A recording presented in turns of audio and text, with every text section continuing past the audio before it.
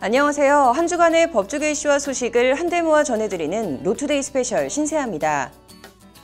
3살 딸을 집에 버려두고 이사를 해 아이가 굶어 죽은 구미 3세 여아 사건. 사건을 조사하다 보니 아이의 친모가 22살 엄마가 아닌 48살 외할머니로 밝혀졌는데요.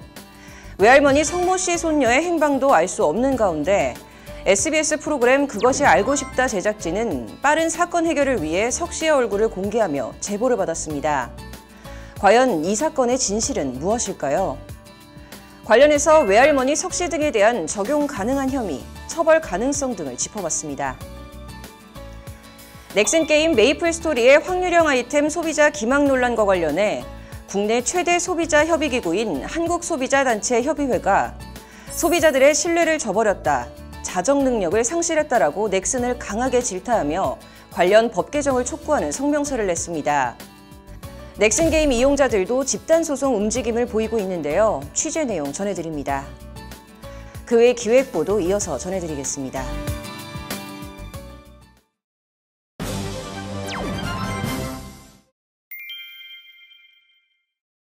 네, 3살 난 딸을 집에 버려두고 이사를 해 아이가 굶어 죽은 사건을 조사하다 보니 아이의 친모가 22살 엄마가 아닌 48살 외할머니로 밝혀진 정말로 엽기라고 밖에는 말할 수 없는 구미 3세 여아 사건.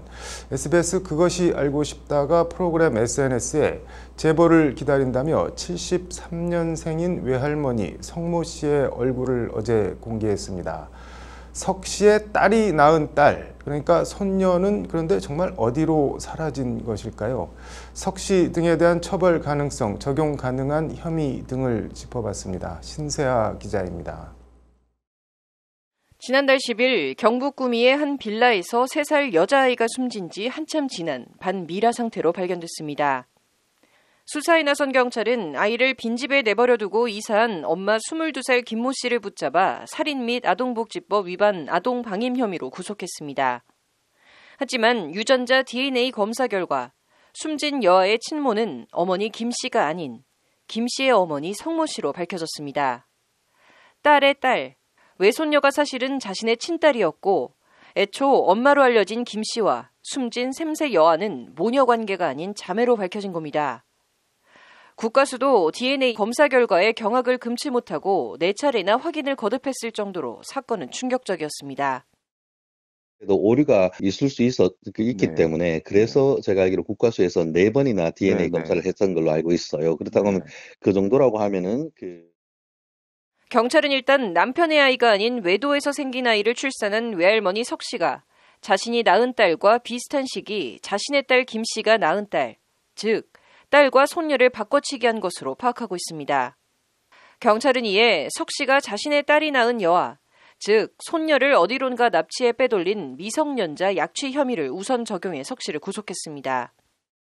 미성년자 약취 유인이죠. 그러니까 결국 딸 아기를 납치했다는 거잖아요. 약취 유인은 납치했다는 거니까 자기 첫째 딸의 딸, 그러니까 손녀를 납치해서 어딘가 뒀다는 그걸로 지금 구속된 거거든요. 하지만 DNA 검사 결과에도 석 씨는 자신은 딸을 낳은 적이 없다며 모든 사실을 부인하고 있고 석 씨의 딸 김 씨도 숨진 아이가 자기 딸인지 알고 있었다는 반응을 보이고 있습니다. 일단 석 씨가 자신이 낳은 딸을 자신의 딸인 김 씨에게 결과적으로 맡긴 행위 자체와 관련해선 딱히 형사처벌 관련해 적용할 조항이 마땅치 않다는 것이 법무법인 승인 김영미 변호사의 설명입니다. 또 본인의 친딸이라고 밝혀진 그 죽은 아이에 대한 부분은 어쨌든 그 본인의 딸임에도 불구하고 본인의 친딸의 딸인 것처럼 손녀인 것처럼 그렇게 했기 때문에 일단 완전히 유기한 건 아니잖아요. 그래서 유기에 대한 부분에 죄책을 묻기는 좀 어려울 것 같고 아동학대나 방임, 유기 등 혐의 적용이 어렵다면 손녀로 둔갑시킨 자신의 3살 딸이 숨진 데 대해 김 씨와 함께 석 씨에 대해서도 살인죄 공범이나 방조 등 혐의를 적용하는 방안을 생각해 볼 수 있습니다. 이 경우 석 씨는 딸인 김 씨가 아이를 빈집에 유기하고 이사한 사실을 몰랐다고 주장할 텐데 이를 뒤집을 수 있는 증거 확보가 결국 관건입니다. 만약에 그 딸이 이사를 갈 때 그걸 알았다라고 하면은 공범의 죄책을 물을 수 있을 것 같아요. 아동학대, 치사, 아동학력. 지금으로서는 지금 살인죄 적용이 되고 있으니까 살인죄 공범 정도 가능할 수 있을 것 같거든요. 근데 그것도 향후 수사를 통해서 구체적인 내막을 좀 밝혀봐야 돼요. 무엇보다 수사의 최대 관건은 사라진 김 씨의 딸, 즉 석 씨의 진짜 외손녀의 소재와 생사 여부를 확인하는 것입니다. 소재와 사망 여부가 확인되고 수사를 통해 사실관계가 드러나면 생사 여부에 따라 당연히 석 씨에게 살인죄나 아동복지법 위반 등의 책임을 물을 수 있는데 이 역시 당장 아이의 소재를 확인하는 것이 급선무입니다. 하지만 석 씨는 자신의 출산 사실 자체를 부인하며 사라진 아이 같은 건 없다는 식으로 버티는 등 현재까지 상황은 녹록치 않습니다. 이게 신생아라는 특징 등으로 인해서 사실상 유기하였을 경우에 사실상 이 부분은 증거가 남아있다고 보기 어렵고 당사자들이 진술을 맞추거나 부인으로 일관할 경우에는 처벌이 어려울 가능성도.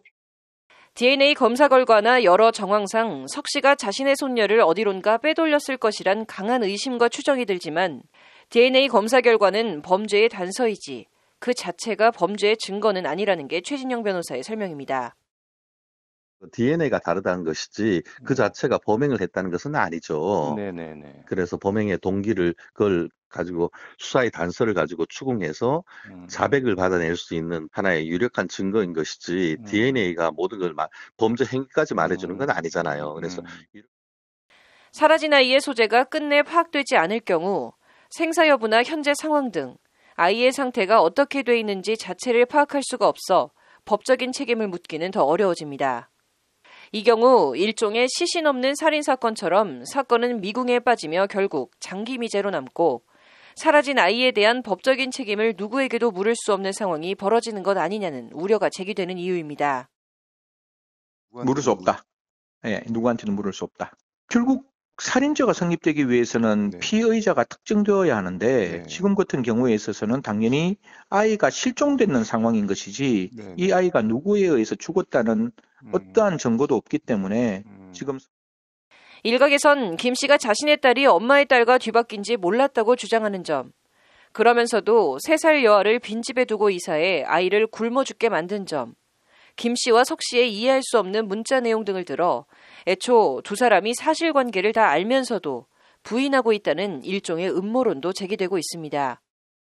그러니까 일단 김 씨도 이 아이가 자기 아이가 아니라는 생각을 가지고 있었기 때문에 그 모녀지간의 어떤 정이 만들어지지 않았다라고 보는 거고, 그러니까 이 문제가 경찰도 이 부분을 확인했는 것 같아요. 이런 스토리를. 그러니까 그게 이제 답변. 그래서 정상적인 가정은 아니다라고 경찰이 이야기하는 거예요. 결국 사라진 아이의 행방이 묘연한 상태에서 모든 사실을 부인하거나 모르쇠로 일관하고 있는 석 씨와 김 씨를 흔들어 자백을 받아낼 수 있는지 등 경찰이 얼마나 수사 역량을 발휘하는지가 사건 해결의 관건이 될 것이라는 데에는 이견이 없습니다. 미궁에 빠질 수도 있는데, 근데 지금 뭐 보니까 거짓말 탐지기 조사도 하고 해서 잘하면은 자백할 가능성이 있어 보이더라고요. 그렇기 때문에 경찰의 수사력이 시험대에 올라와 있다, 이렇게 보는 게 맞겠죠. 예. 법조인들은 그러면서 선의로 아이의 출산을 돕거나 아이를 맡아 기른 등의 경우엔 처벌과 아무 상관없다며 관련 내용을 알고 있는 주변 사람들의 적극적인 제보를 당부했습니다. 법률방송 신세아입니다. 넥슨 게임의 확률형 아이템 소비자 기망 논란 관련 국내 최대 소비자 협의기구인 한국소비자단체 협의회가 소비자들의 신뢰를 저버렸다, 자정 능력을 상실했다고 넥슨을 강하게 질타하며 관련 법 개정을 촉구하는 성명서를 냈습니다. 넥슨 게임 이용자들은 집단 소송 움직임을 보이고 있다고 하는데 왕성민 기자가 관련 내용을 취재했습니다. YMCA 연합회와 한국소비자연맹, 소비자시민 모임 등 11개 소비자 단체가 소속된 국내 최대 소비자 협의기구인 한국소비자단체 협의회가 어제 발표한 성명서입니다. 넥슨의 인기 게임 메이플 스토리에 대해 당첨 확률이 0%인 아이템으로 사실상 소비자들을 기망해 막대한 이득을 취하고 있다고 넥슨을 강하게 성토하는 내용입니다. 이런 사실을 몰랐을 리 없는 넥슨이 주 수입원인 확률형 아이템을 통해 2019년에만 매출 2조 6,588억, 영업이익은 1조 11억 원에 달하는 막대한 이익을 냈다는 것이 협의회의 주장입니다. 협의회는 이에 이를 영업이익률로 환산하면 38%를 넘는데 이는 게임 산업이 속한 정보통신업 영업이익률 6.7%의 5배에 달하는 수치라고 넥슨의 영업 능력을 꼬집고 있습니다. 협의회는 그러면서 유럽 일부 국가에서는 이미 도박 판정을 받은 확률형 아이템이 국내에서는 자율 규제라는 미명 아래 정보 공개도 제대로 이뤄지지 못한 채 성행 중에 있다고 목소리를 높이고 있습니다.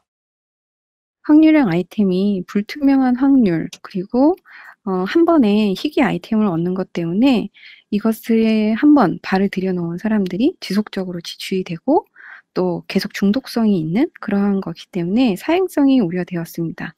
그래서 그런 우려 때문에 아마도 다른 유럽 많은 나라에서 도박이라고 판정을 됐고 우리나라 협의회는 이에 확률형 아이템에 대한 투명한 정보 공개가 이루어지지 않아 소비자의 알 권리를 침해하고 있다며 국회에 발의돼 있는 확률형 아이템 정보 표시 의무화 등의 내용을 담은 게임 산업법 개정안의 조속한 처리를 촉구하고 있습니다. 게임 업계에서는 아무런 자정 노력 없이 자율 규제만을 주장하며 소비자 권익 보호에는 진정성을 보이지 않고 있다는 것이 협의회의 질타입니다. 지금 자율 규제로 되어 있는데 자율 규제가 제대로 이루어지지 않아서 이번과 같은 사태도 일어났고 또 일부 아이템에 대해서만 그 확률을 공개를 했고요. 게임 산업법에서 확률의 아이템에 대한 정보 공개와 아이템의 종류 이런 것들에 대해서 투명하게 소비자들에게 공개를 해야 한다고 주장을 하고 있고 그것이 자율 규제가 아니라 법적으로 강력하게 이루어져야 한다고. 이런 가운데 이번 넥슨 논란과 관련해 총대를 맨 사람들 약칭 총대지는 지난 14일 간담회를 열고 넥슨 측의 소통 부재를 강하게 성토했습니다. 넥슨 측의 강원기 메이플 스토리 디렉터나 백호영 기획팀장, 강민혁 커뮤니케이션 본부장 등 책임 있는 인사들이 간담회에 참석해 줄 것을 요청했지만 모조리 거부당했다는 겁니다. 유저들이 가장 원하는 건 소통 문제인데 그 소통 문제 또한 성명문, 트럭 시위 등으로 많이 피력을 했는데 이 부분에 대해서도 정말 실망스러운 답변밖에 없었고요. 넥슨이 다음 달 11일 자체적으로 열겠다는 고객 간담회에 대한 비판과 성토도 이어졌습니다.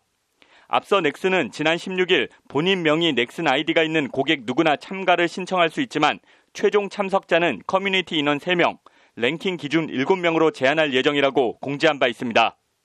일단 인원을 10명으로 제한할 근거나 이유가 부족하고 이번 논란에 대해 문제의식이 있는 이용자들을 참석하게 해야지 게임 랭킹 기준으로 참석자를 자르는 게 무슨 경우냐는 겁니다. 4월 11일 간담회 참석 기준에 대하여 드릴 말씀인데 4월 11일 간담회는 랭킹 기준으로 7인 그리고 커뮤니티 대표 3인으로 총 10인으로 구성되어 있습니다. 그런데 랭킹 기준 7인은 넥슨이 최대한 공정한 척을 한 곳에 지나지 않다고 보여지는데요. 따라서 그럴싸한 말로 포장하여서 제 입맛에 맞게 유저를 뽑으려는 시도를 절대로 해서는 안 될 것입니다. 관련해서 넥슨은 지난 13일 토요일 이렇게 저렇게 또 다른 논란에 휩싸인 마비노기 게임 관련 고객 간담회를 열었지만 개선 요청안에 대해 절반 이상은 답변을 하지 않거나 답변을 해도 검토하겠다, 고려하겠다 같은 형식적 대응으로 일관해 이럴 거면 뭐하러 간담회를 열었느냐는 항의와 빈축을 받았습니다. 총대진 측은 이에 더는 넥슨에 기대할 게 없다는 격앙된 반응을 보이며 앞으로는 트럭 시위 등 그동안의 간접적인 압박 대신 직접적인 법적 대응에 나설 수도 있음을 시사했습니다. 그렇기 때문에 이제 더 이상 트럭 시위는 의미가 없을 것 같다. 성명문 제출 또한 의미가 없을 것 같다라는 생각에 트럭 시위 또한 2차로 마무리 지었고 이제 앞으로는 법적으로 가지 않을까. 법조계에서도 이용자들이 가장 원하는 특정 옵션이 실현될 가능성이 0%인 사실을 이용자들에게 알리지 않고 확률형 아이템을 팔아 이득을 취했다면 사기죄 성립 가능성이 높다는 견해가 많습니다. 보보가 나올 수 없는 큐브형 아이템을 판매하면서 정확하게 세 번째 옵션으로는 그 보스몹에 대한 공격 데미지가 추가가 안 된다는 점을 알리지 않은 점에 대해서는 사기죄가 성립할 여지가 있습니다. 소통 부재 논란 등에 대해 넥슨은 홈페이지 공지를 통해 인원을 10명으로 제한한 데 대해 코로나19 방역수칙 준수를 위한 부득이한 조치라고 설명했습니다. 간담회 참석자 선정 기준에 대해서도 넥슨은 대표성과 공정성을 최우선으로 고민하였다고 강조하며 앞으로도 고객과 지속적인 소통의 장을 이어갈 것이라고 밝혔습니다. 확률형 아이템 논란에서 촉발된 넥슨과 이용자 간의 갈등이 다음 달 11일 넥슨 고객 간담회를 분수령으로 해소 국면으로 접어들지, 집단 소송 등 확전으로 번질지 게임업계의 이목이 집중되고 있습니다. 법률방송 왕성민입니다. 법률방송에서는 자외선 차단 지수를 허위 기재한 화장품 업체들에 대한 소비자 집단 대응을 지속적으로 보도해드리고 있는데, 관련해서 지난주 금요일 소비자들의 집단 신고서가 식약처에 접수됐습니다. 법률방송이 해당 신고서를 입수했는데 제조업체나 책임 판매업체가 아닌 CJ 올리브영도 집단 신고 대상에 포함됐습니다. 장한지 기자입니다. 자외선 차단 지수, SPF 지수를 허위로 기재한 혐의의 선크림 회사들을 상대로 소비자 287명이 식약처에 집단 신고서를 제출했습니다. 집단 신고서에 적힌 피신고인은 제조업체와 책임 판매업자를 포함해 모두 9개 회사입니다. 특히 유명 화장품 유통업체인 CJ 올리브영도 이번 식약처 집단 신고 대상에 포함됐습니다. CJ 올리브영이 제조를 하거나 책임 판매업자인 건 아니지만 CJ 올리브영을 통해서 해당 선크림이 많이 판매가 되었기 때문에 들어간 거고, 화장품법 제13조 1항은 영업자 또는 판매자는 사실과 다르게 소비자를 속이거나 소비자가 잘못 인식하도록 할 우려가 있는 표시 또는 광고를 금지하고 있습니다. 같은 법 제37조는 이 같은 규정을 위반하면 1년 이하의 징역 또는 1,000만 원 이하의 벌금에 처하도록 하고 있습니다. 이영민 변호사와 함께 소비자들을 대리하고 있는 최다은 변호사는 소비자들은 자외선 차단 지수가 허위인지 알 방법이 없고 화장품 회사들의 기재 사항을 전적으로 믿고 구매하는 만큼 허위 기재는 엄벌이 필요하다고 강조합니다. SPF 지수가 그렇게 중요하다는 걸 알고 있기 때문에 아마 이 제품들도 그 지수를 속여서 광고를 하고 표시를 해서 판매를 한 것일 거 아니에요. 그렇기 때문에 그 부분에 대해서 굉장히 소비자가 선택하는데 중요한 부분에 대한 정보를 잘못 표기했고 허위로 표기했다. 제조사나 책임 판매업자가 아닌 유통업체인 CJ 올리브영도 식약처 집단 신고 대상에 포함한 데 대해 이영민 변호사는 소극적 방치도 법적인 책임을 물을 수 있는지 판단을 구하기 위한 취지라고 설명했습니다. 저희가 조사를 시작한 이후에도 해당 선크림이 올리브영 홈페이지에서 게시가 돼 있는 거를 발견을 했습니다. 그걸 구매를 하려고 클릭을 하면은 이제 판매가 종료되었다는 표시가 뜨기는 했는데 계속해서 게시를 한 거에 일부 제품을 게시한 거에 대해서는 좀 책임이 있을 걸로. 관련해서 화장품법 제39조는 법인 또는 개인이 그 위반 행위를 방지하기 위해 해당 업무에 관해 상당한 주의와 감독을 게을리하지 아니한 경우에는 처벌하지 않는다고 되어 있습니다. 이는 거꾸로 위반 행위를 방지하기 위해 상당한 주의와 감독을 하지 않은 경우에는 처벌을 피할 수 없다는 것이 이영민 변호사의 설명입니다. 판매자의 경우에도 화장품법 위반자가 돼서 그 CJ 올리브영에 대해서도 이제 판매를 중단하는 등의 조치를 취할 수가 있어요. 그렇기 때문에 피신고인으로 들어간 거고, 이제 만약에 CJ 올리브영이 법 위반에 대해서 고의성이 인정이 된다면 아마 형사처벌도 가능합니다. 잘못된 제품을 섭취하면 몸에 이상 반응이 즉각 나타나는 식품과 달리 화장품은 장기간 이용하지 않으면 피해를 인지하는 것조차 어렵고 인과관계 입증도 어려운 만큼 SPF 지수를 허위 기재하는 등 명백한 화장품법 위반인 재발 방지를 위해 반드시 철저한 조사가 필요하다는 겁니다.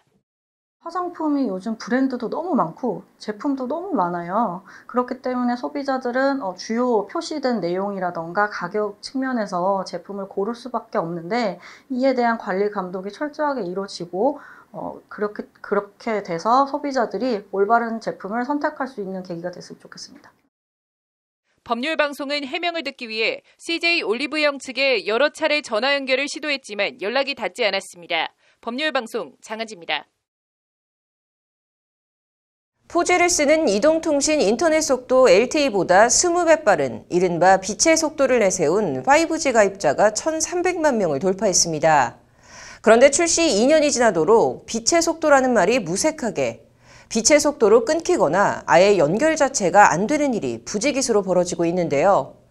참다 못한 소비자들이 우리는 더 이상 5G의 호구가 아니라며 집단 소송에 나서기로 했습니다. 장한지 기자입니다. 한 푼이라도 아끼기 위해 그동안 알뜰폰을 써오던 취업준비생 유지태 씨는 지난달 큰맘 먹고 5G 폰으로 갈아탔습니다. 알뜰폰 할 때는 38,000원 정도 요금제가 됐었거든요. 근데 제가 이제 취업을 하려다 보니까 강의도 들어야 되고 동영상도 이렇게 많이 틀어야 돼서 그 5G가 좋다고 휴대폰 거기 센터에서 얘기를 해서 제가 최근에 9만 원짜리 요금으로 바꿨습니다. 그런데 지하철에서 알뜰폰 4G를 썼을 때 끊김이 없었던 동영상이 오히려 5G를 쓰다 보니 뚝뚝 끊기는 예상치 못했던 일을 겪고 있습니다. 강북에서 강남에 있는 학원으로 오고 있는데 금호에서 옥수역이 이제 한강대교로 건너는 타이밍인데 거기서 계속 동영상이 끊기는 겁니다. 예전에 제가 LTE를 그냥 썼을 때는 거기서 동영상이 끊기지 않았거든요. 지하철에서만 그런 게 아닙니다. 툭 하면 끊기는 인터넷에 화는 나지만 2년 약정이 있어 다시 알뜰폰으로 돌아갈 수도 없습니다.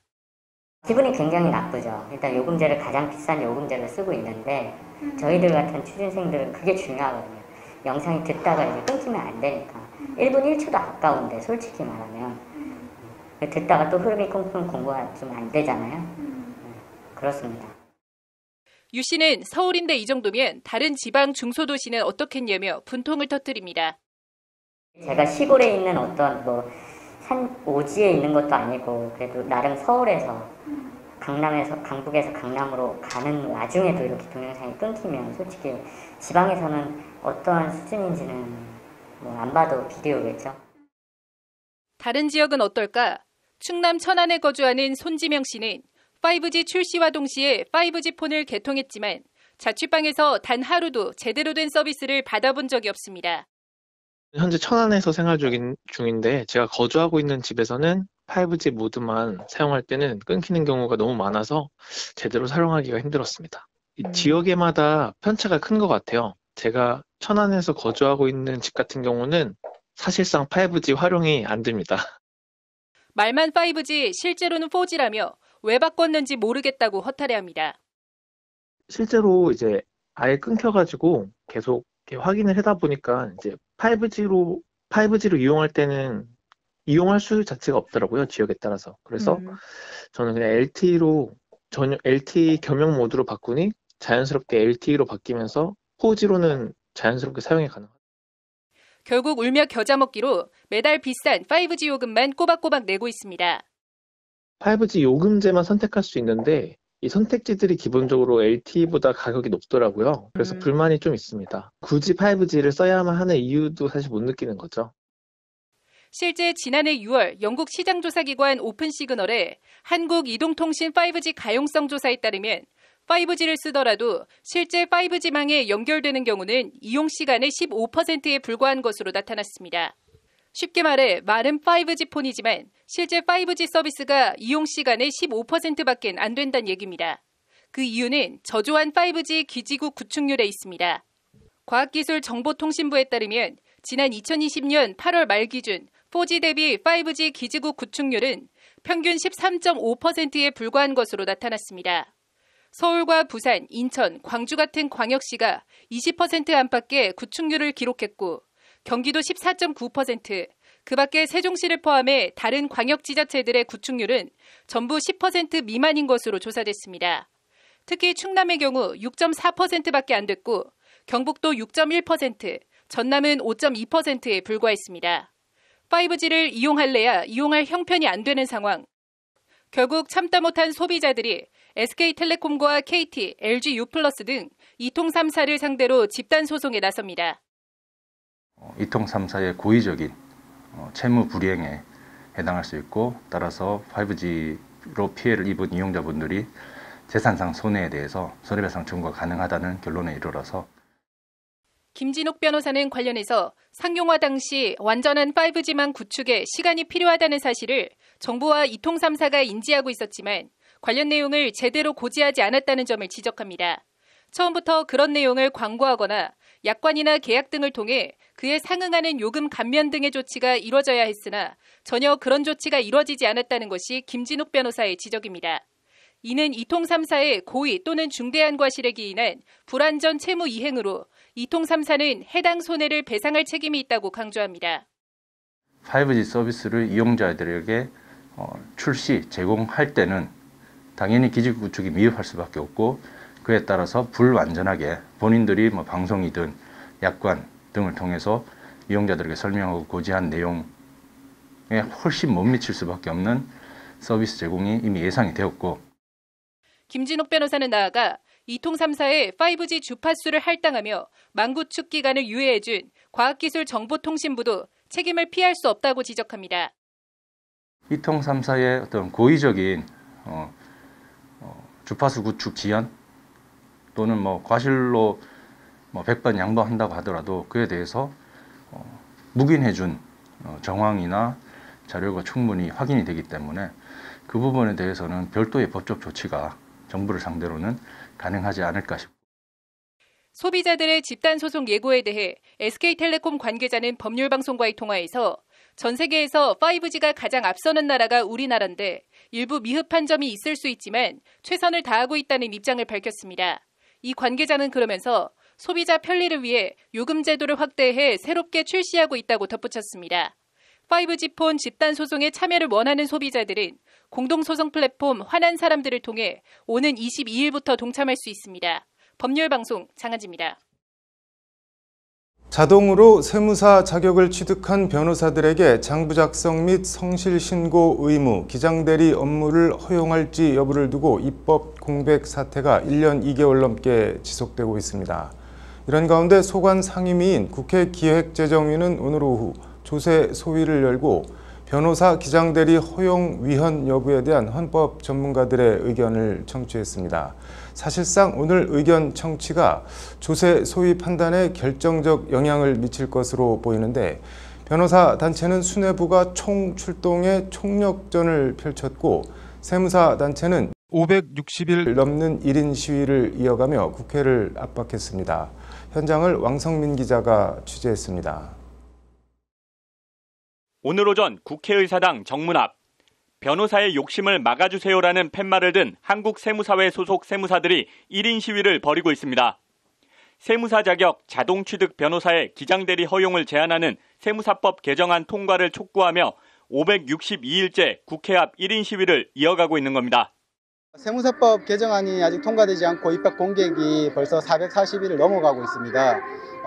납세자들의 권익도 보호되지 않고 국민들의 권익 또한 이렇게 보호되지 않는 실정입니다. 조세 소위와 국회의원님들께 저희 세무사법 개정안이 통과되어서 변호사가 세무 관련한 업무 소송을 수행할 수는 있지만 회계와 세무 전문가가 아닌 변호사들에게 장부 작성 같은 기장대리 업무까지 허가하는 것은 어불성설이라는 것이 세무사 단체의 일관된 입장입니다.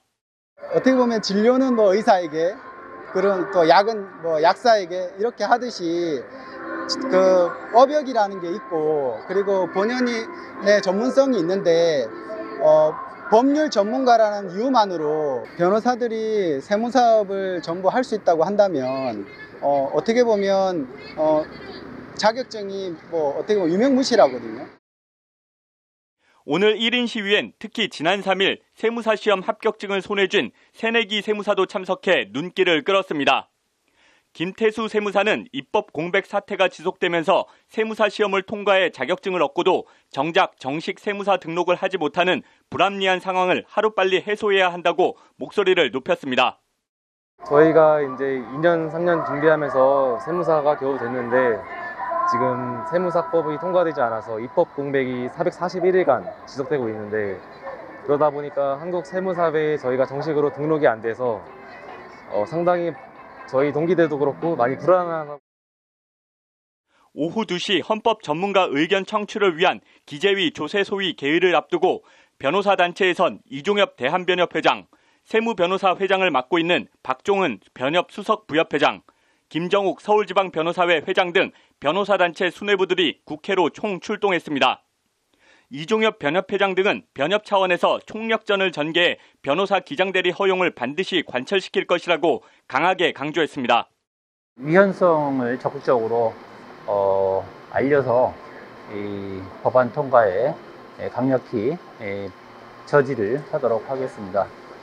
차제에 우리 변호사들의 직역과 관련된 직역을 제한하는 이러한 입법 시도들은 저희가 적극 대응을 해서 단호히 대처하고 헌법재판소 결정 취지도 그렇고 법리적으로도 세무사 자격에 있는 변호사의 세무 업무의 기본인 기장대리를 제한하는 법안은 여러모로 봐도 위헌으로 절대 좌시할 수 없다는 것이 변호사 단체의 한결같은 입장입니다.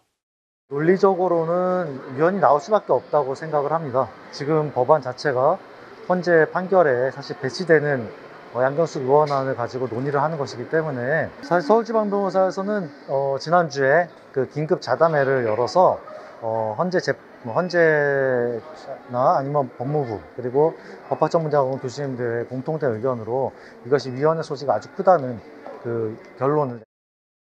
그래도 만에 하나 양경숙 의원안이 기재위 조세 소위에서 받아들여진다면 이후 기재위 전체 회의, 법사위, 본회의 모든 과정에서 법안 저지를 위한 총력전을 펼치는 한편 헌법소원도 불사하겠다고 목소리를 높였습니다. 1인 시위뿐만 아니라 위헌 법률 심판 재청도에서 결국 위헌 판결을 받아서 제대로 된 합헌적인 법률이 만들어지도록 온 변호사들이 힘을 합쳐서 강하게 대응할. 앞서 헌재는 지난 2018년 세무사 자격 자동취득 변호사의 세무사 등록을 제한한 세무사법 제6조 등 관련 조항에 대해 헌법 불합치 결정을 내리면서 2019년 12월까지를 입법 개정 시한으로 정했습니다. 하지만 세무사 등록은 받아주되 기장대리 업무는 제한해야 한다는 세무사 단체의 의견과 제한 없이 허가해야 한다는 변호사 단체의 주장이 평행선을 달리며 입법 공백 사태가 1년 2개월 넘게 지속되고 있는 겁니다. 이런 입법 공백을 해소하기 위해 기재위 조세 소위가 오늘 헌법 전문가들을 불러 관련 의견을 청취한 건데 오늘 조세 소위엔 변호사 단체 추천 2인과 세무사 단체 추천 2인 모두 4명의 헌법 전문가가 참석해 의견을 개진했습니다. 변호사 단체 추천으로는 한국법학원 이사인 김광재 숭실대 국제법무학과 겸임교수와 중앙행정심판위원회 비상임위원인 성중탁 경북대 로스쿨 교수가 참석했습니다. 세무사 단체에선 한국헌법학회 부회장인 김상겸 동국대 법대 교수와 사시 38회로 헌법재판소 헌법연구관 등을 지낸 손인혁 연세대 로스쿨 교수를 각각 추천했습니다. 회의는 비공개로 진행됐는데 전문가 1명당 7분씩 의견을 발표하고 이후 조세소위 위원들의 질의에 답하는 방식으로 진행됐습니다. 참석자들은 헌재 결정 취지와 양경숙 의원안에 대한 적법성 평가, 변호사의 기장대리 업무 제한 위헌 여부 등을 두고 치열한 공방을 벌인 것으로 전해졌습니다. 헌법 전문가들의 의견을 청취한 기재위 조세소위가 법안 저지와 통과, 총력전을 펼치고 있는 변호사단체와 세무사단체, 어느 쪽 손을 들어줄지 주목됩니다. 법률방송 왕선민입니다. 네, 변호사 소개 플랫폼 로톡과 서울지방변호사회가 로톡 서비스가 변호사법 위반인지 여부를 두고 정면 충돌하고 있습니다. 결과에 따라서 어느 한쪽은 치명상이 불가피할 정도로 부딪히고 있는데 로인사이드 장한지 기자와 자세한 얘기 해보겠습니다. 장 기자, 로톡이랑 서울변회가 정면 충돌하고 있다고 하는데 어떤 얘기인가요? 네, 얼마 전에 법률방송에서 전해드리기도 했는데요. 직역수호를 전면에 내걸고 이제 당선된 김정욱 서울지방변호사회 회장이 지난달 18일에 직역수호 특별위원회를 출범했습니다. 특위는 변호사 소개 플랫폼 로톡에 대해서 변호사법 위반 행위 중단 협조 요청 공문을 로톡에 보냈습니다. 형식은 협조 요청 공문이긴 하지만 내용은 사실상 로톡 영업을 중단하라는 일종의 통첩 같은 것이었습니다. 김 회장은 앞서 지난해 직역수호 변호사단 상임대표 명의로 이종엽 현 변협회장과 함께 로톡을 변호사법 위반 혐의로 검찰에 고발하기도 했는데요. 이제 관련해서 황규빈 서울변회 공보이사의 말을 직접 들어보시죠. 로톡 측에서 이러한 고발 사실을 통지받은 이후에도 자중하기는커녕 적극적으로 위반 소지가 있는 행위들을 지속하고 있는 상황이라 저희 회 차원에서 계속 지켜보기 어렵다고 판단해서 위법행위 중단을 촉구하는 취지의 공문을 발송하게 되었습니다. 서울변의 협조 공문에 대한 로톡 회신이 그제 15일자로 다시 발송이 됐습니다. 서울변회가 로톡의 회신을 조목조목 반박하는 분석 문서를 이제 작성을 했는데 이제 법률방송이 분석문을 단독 입수한 겁니다. 로톡 회신과 서울변의 반박문 어떤 내용인가요? 네, 서울변의 공문에 대해서 로톡을 운영하고 있는 로엔컴퍼니는 이제 김본한 대표이사 명의로 서울적 변회의 지적을 조목조목 반박하는 6쪽짜리 회신문을 서울변회에 보내왔습니다. 먼저 변호사법 제34조는 금품을 받고 특정 변호사를 속에 알선 유인하는 행위를 금지하고 있는데요. 관련해서 서울변회는 로톡은 미디어상 변호사가 아닌 로톡 자체를 광고하고 있는데 이게 변호사법이 금지하는 알선, 소개, 유인 행위에 해당한다고 지적하고 있습니다. 이에 대해서 로톡은 회신문에서 로톡의 주 서비스는 변호사를 광고하는 것이고 광고에서 광고 주체 및 법률 사무를 제공하는 당사자가 이제 변호사임을 명확히 표시해서 어떠한 알선, 소개, 유인도 하지 않았다고 반박을 했습니다. 서울변회는 다시 분석 자료를 통해서 재반박을 했는데요. 로톡이 자신이 법률 서비스를 제공하는 것처럼 오인되도록 광고하고 있는 것에 대한 충분한 사례를 수집한 상황이라고 말했습니다. 그러면서 변호사를 찾으려면 로톡을 통하라는 광고를 하고 있는 만큼 변호사 소개, 유인, 알선에 해당한다고 재반박했습니다. 로톡 하면 떠오르는 게 이른바 형량 미리 보기 서비스인데 이와 관련해서는 뭐 어떤 공방이 오고 갔나요? 네, 일단 변호사법 제109조는 변호사 아닌 자가 법률 사무를 취급하거나 그런 행위를 알선할 수 없다고 명시하고 있습니다. 서울변회는 로톡의 이러한 형량 미리 보기 서비스에 대해서 이제 변호사법 제109조가 금지하는 변호사 아닌 자의 법률 사무에 해당한다고 지적하고 있습니다. 이에 대해서 로톡은 이제 형량 예측 서비스는 형사 판결문 40만 건을 기반으로 한 인공지능 기술을 활용한 이제 형량 통계 데이터 제공 서비스라면서 이런 통계 정보의 제공은 변호사만 할 수 있는 서비스도 아니고 변호사가 쉽게 할 수 있는 서비스도 아닌 만큼 변호사법 위반이 아니라고 반박했습니다. 서울변회는 뭐 이에 대해 뭐라고 재반박을 했나요? 네, 서울변회는 로톡은 객관적인 형량을 예측할 수 있는 것처럼 광고하고 있는 바 로톡이 제공하는 게 단순 통계 자료라면 이는 허위 과장 광고로 공정거래법에 저촉이 되고 실제 개별 사건 형량을 실효적으로 예측하는 시스템이라면 이제 법률 서비스에 해당하는 만큼 변호사법 위반이라고 투투랙으로 지적을 했습니다. 비변호사인 로톡이 일반인에게 형량 관련 정보를 제공하는 건 이제 위법하다고 이제 서울변회는 거듭 강조했습니다. 그 밖에 변호사법 제112조 사망 위반 여부에 대해서도 로톡은 관련 법률을 지켜 법률 사무를 취급하는 주체는 변호사임을 명시하고 있다고 적극적으로 반박을 했고요. 서울변회는 로톡이 지적하는 바에 대해 이제 반박을 하는 것이 아니라 다른 말로 논점 일탈의 오류를 범하고 있다고 재반박하는 등 치열한 공방을 벌이고 있습니다. 말한 대로 양측 공방이 치열한데 앞으로 그럼 이게 어떻게 전개가 되는 건가요? 네, 또 다른 서울변의 관계자는 로톡 회신문을 받았지만 기존 입장을 되풀이하는 것일 뿐 이제 서울회가 문제 삼았던 부분이 해소되는 것이 없다고 판단하여서 향후 대응을 검토 중이라고 밝혔습니다. 절차에 따라 법적 대응을 계속하겠다는 건데요. 로톡 측 입장이나 반응은 나온 게 있나요? 법률방송에 관련 질의에 대해서 로톡 측은 서울변회에서 저희 회신 공문 내용이 어떻게 논점 이탈됐는지 얘기를 해주셔야 정확한 답변이 가능할 것 같다고 말했습니다. 이제 전반적으로 논점 이탈이라고 하는데 아직 구체적인 내용을 파악하지 못해서 의견을 밝히는데 모호한 부분이 있다는 것이 이제 로톡 측의 답변인데요. 양측이 사생 결단을 하고 있는데 좀 결과와 과정을 지켜봐야겠네요. 오늘 잘 들었습니다.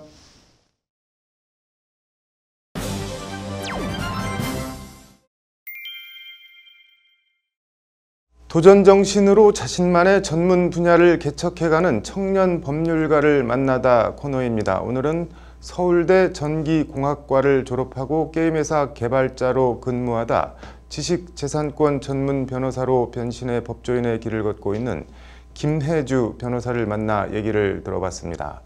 공학도에서 법조인으로 어떤 얘기들이 있을까요? 왕성민 기자가 만나봤습니다. 서울 역삼동에 위치한 지식재산권 전문 창경 법률사무소입니다. 한 변호사가 PC 모니터를 들여다보며 한창 뭔가 작업에 열중입니다. 변호사님, 지금 어떤 작업을 하고 계시나요? 예, 저는 IP 선행 기술 조사를 위한 프로그램 코딩을 진행을 하고 있습니다. 보통 법전이나 판례와 씨름하느라 여념이 없는 여느 변호사와 달리 변호사 업무와 별 상관없어 보이는 코딩 작업에 매진하고 있는 김혜주 변호사. 올해 변호사 5년 차인 김혜주 변호사는 서울대 전기공학과를 나온 공학도 출신으로 게임 회사 개발자로 첫 직장을 시작했습니다. 게임 개발 회사에서 프로그래머로 근무를 했었습니다. 그때 진행했었던 프로젝트 중에 하나가 한국전자통신연구원과 같이 진행을 했었던 게임 AI 관련 프로젝트였고요. 그 프로젝트가 게임 회사 재직 시절 김혜주 변호사는 개발자로서 업계에서 아무렇지 않게 벌어지는 게임 표절에 문제의식이 있었다고 말합니다. 개발자들이 봤을 때는 굉장히 표절 게임이 많았었던 것 같아요. 지금 생각을 해보면. 근데 그런 표절 게임에도 불구하고 이제 단지 게임이 인기가 있다면 좀 어느 정도는 용서가 되는 이제 그런 분위기였어요. 우연히 참석한 해외 컨퍼런스에서 지식재산권 관련한 문제를 접하게 되었고 평소 가졌던 게임 표절에 대한 문제의식은 지식재산권에 대한 관심과 공부 그리고 로스쿨 진학으로 이어졌습니다. 어느 정도까지 다른 게임을 참고를 해도 되는 건지에 대해서 좀 얘기가 많았고요. 저는 특히 그 부분이 궁금해서 더 찾아보다 보니까 이제 지적재산권법을 조금 공부를 하게 됐고 그러다가 그러한 관심이 법학 전반으로 이어져서 로스쿨에 1 더하기 1은 2 이런 식으로 딱 떨어져야 하는 공학과 달리 어떻게 보면 답이 딱 정해진 게 아닐 수도 있는 법학 공부가 처음엔 낯설었다며 웃습니다. 어떤 문제가 있으면 그 문제의 답이 딱 정해져 있는 것이 아니라 어떤 학설이라든가 아니면 판례라든가 심지어 판례가 바뀌기도 하고요. 그런 것들이 처음에는 잘 이해가 안 됐고요. 답이 정해져 있지 않다는 거에 대해서 약간은 낯설었던. 그런데 또 어떻게 하다 보니까 법학 공부도 공학과 일맥상통하는 점을 발견했고 재미를 붙이게 됐습니다. 수식도 없고 그리고 그래프도 없고 막 이런 것들이 처음에 좀 낯설기만 했었는데 근데 또 이제 막상 하다 보니까 생각보다 법학과 자연과학이나 공학은 크게 다르지는 않다라는 생각이 들었고요. 그리고 일단 새로운 분야 자체를 공부한다는 게 참 재미가 있어요. 2016년 로스쿨을 졸업하던 해 김혜주 변호사는 제5회 변호사 시험에 합격했고 국내 5대 로펌 가운데 한 곳인 법무법인 율촌에서 법조인으로 첫 발을 내딛었습니다. 변시에 붙자마자 유명 대형 로펌에서 입사해 법조인 생활을 시작한 데 대해 김혜주 변호사는 여러모로 운이 좋았다며 약간 수줍어하기도 합니다. 운이 좋게도 전년차 때부터 이제 상대적으로 규모가 큰 로펌에서 이제 굉장히 훌륭하신 선배님들이나 아니면 동기분들과 같이 근무를 하면서 어떤 소송 사건이나 기업 자문이나 가리지 않고 다양한 경험을 할 수 있었던 게 참 운도 좋았고 좋았던 것 같은데요. 율촌에서 김혜주 변호사는 공학도 출신 게임 개발자로서 가졌던 문제의식과 지식을 바탕으로 지식재산권 분야의 두각을 나타내며 차곡차곡 커리어를 쌓았습니다.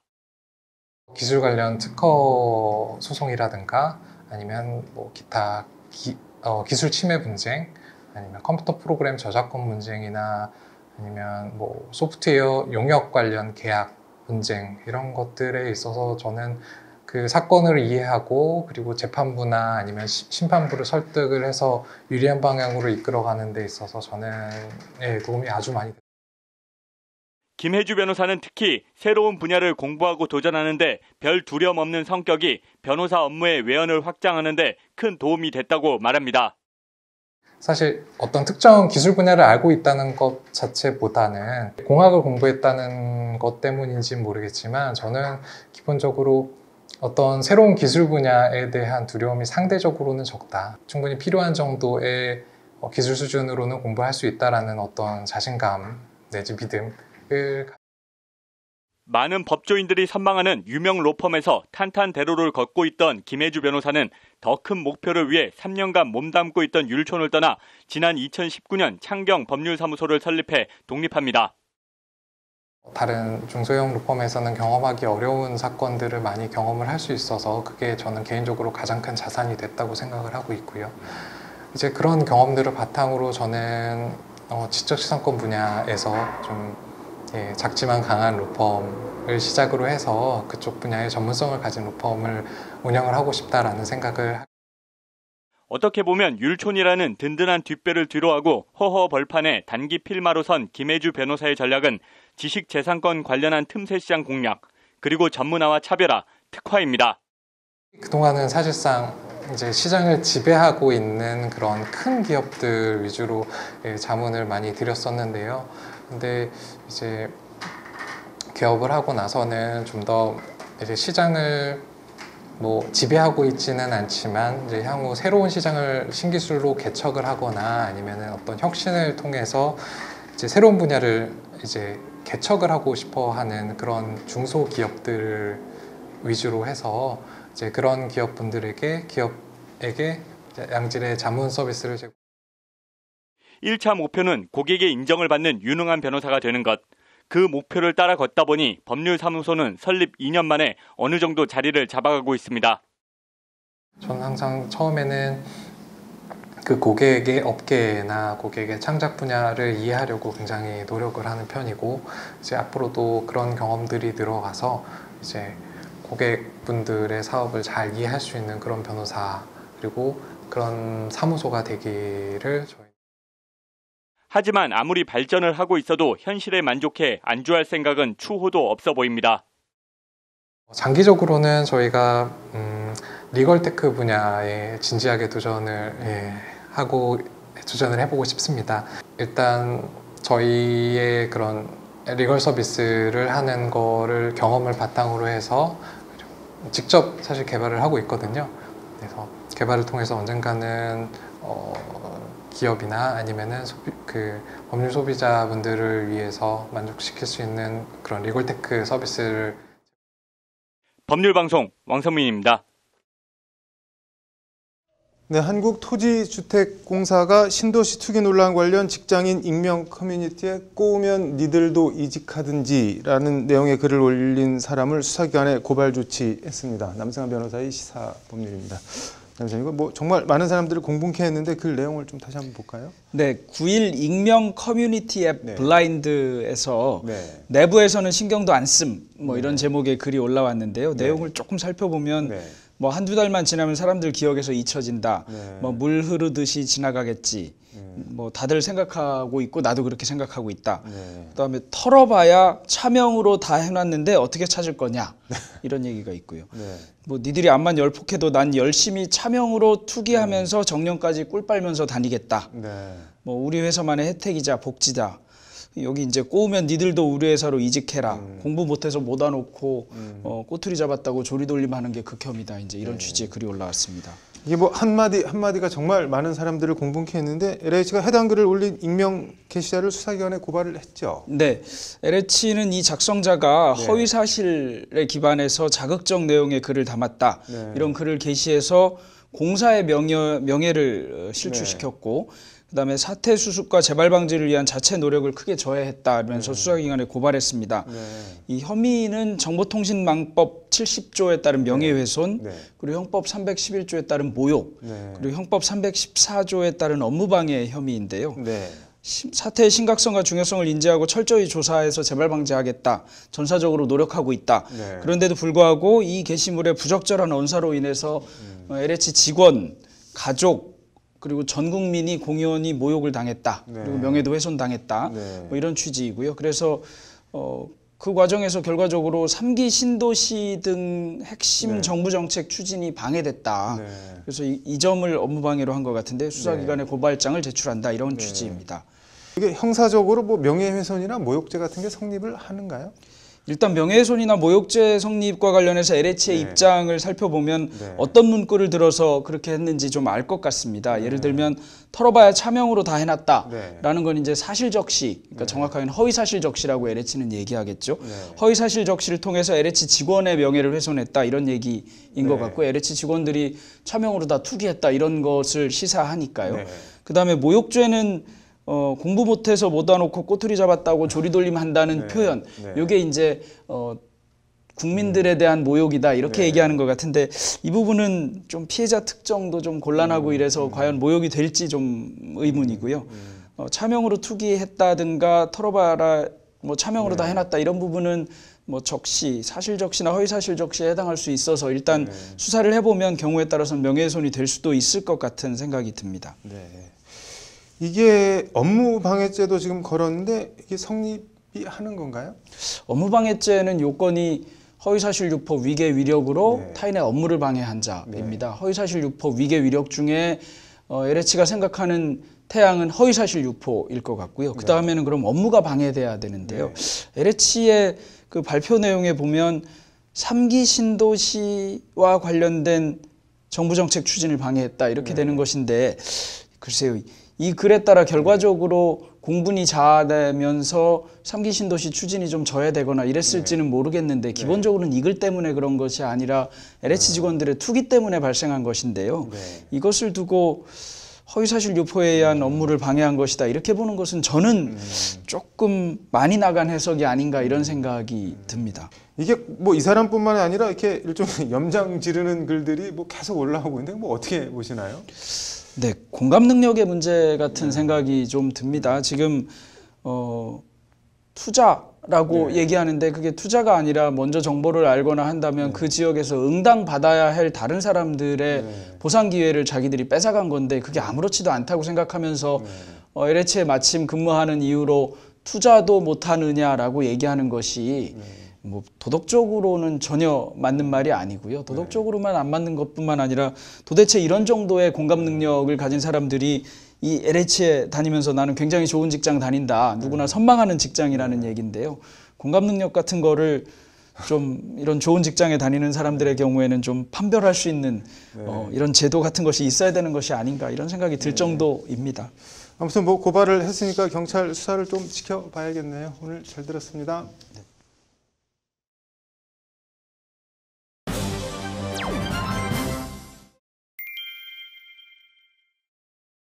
판결문을 통해 사건의 이면을 들여다보는 판결의 재구성. 오늘은 장애 비아냥 발언이 촉발한 살인 미수 얘기해 보겠습니다.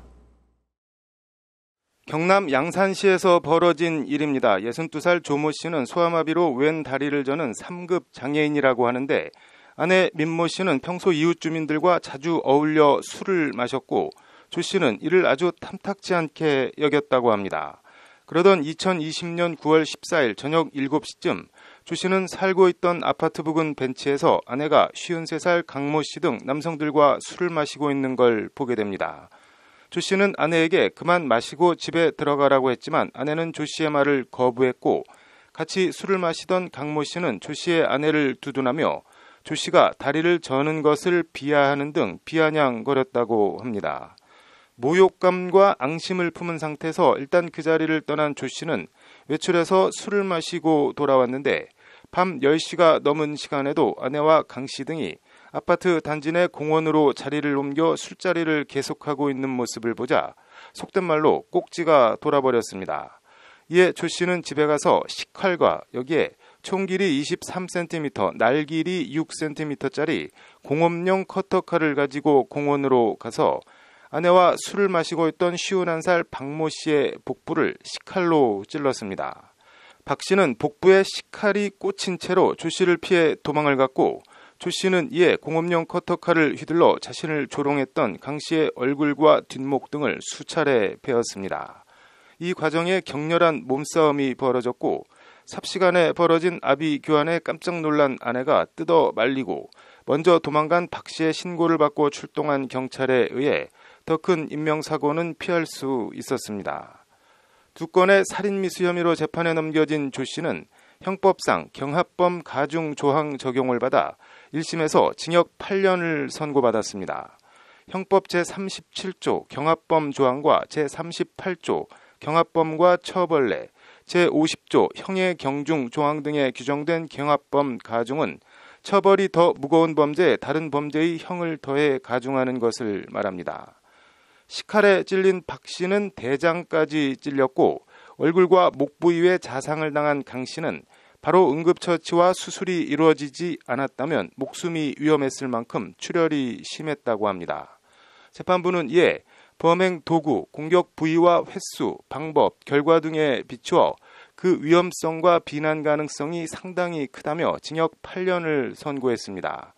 그럼에도 피고인은 현재까지 피해자들과 합의하지 못하였고 피해 회복도 거의 이루어지지 않았다. 죄질과 정상이 상당히 좋지 못하여 엄한 처벌이 불가피하다는 것이 재판부가 밝힌 양형 사유입니다. 재판부는 다만 피고인이 자신의 잘못을 반성하는 점, 범행이 모두 미수에 그친 점, 장애에 대한 모욕감에 화가 난 나머지 술에 취한 상태에서 다소 우발적으로 범행한 것으로 보이는 점 등을 유리한 정상으로 참작했다고 덧붙였습니다. 재판부는 조 씨 사건에 대해 대법원 양형기준 살인범죄 제2유형인 보통 동기 살인을 적용해 형량을 정했습니다. 대법원 양형기준은 살인범죄를 범행 동기에 따라 제1유형 참작 동기 살인, 제2유형 보통 동기 살인, 제3유형 비난 동기 살인, 제4유형 중대범죄 결합 살인, 제5유형 극단적 인명 경시 살인으로 분류하고 있습니다. 참작 동기는 극심한 생활고의 치매 병수발에 지쳤다거나 하는 말 그대로 참작 사유가 있는 경우, 비난 동기는 한강 몸통 시신 사건 장대호처럼 사회적 비난 정도가 매우 높은 경우, 중대범죄 결합은 가령 성폭행을 자행하다 저항하는 피해자를 살해한 경우 적용됩니다. 제5유형 극단적 인명 경시는 유영철 같은 연쇄 살인마에 해당하고 보통 욱하는 마음에 저지른 통상의 살인사건은 제2유형 보통 동기로 분류됩니다. 아내 민 씨도 그렇고 조 씨의 장애를 비아냥댄 사람들도 그렇고 술에 취해 범행을 저지른 조 씨도 그렇고 어떻게 보면 이게 다 술이 부른 화인 것 같기도 합니다. 아무튼 참을린 자 셋이면 살인도 면한다고 하는데 사람 마음이 항상 교과서나 책에 쓰인 대로 되는 건 아니겠지만 그래서 더욱 그게 화든 뭐든 마음 다스림과 공부가 필요한 것 같습니다. 판결의 재구성이었습니다.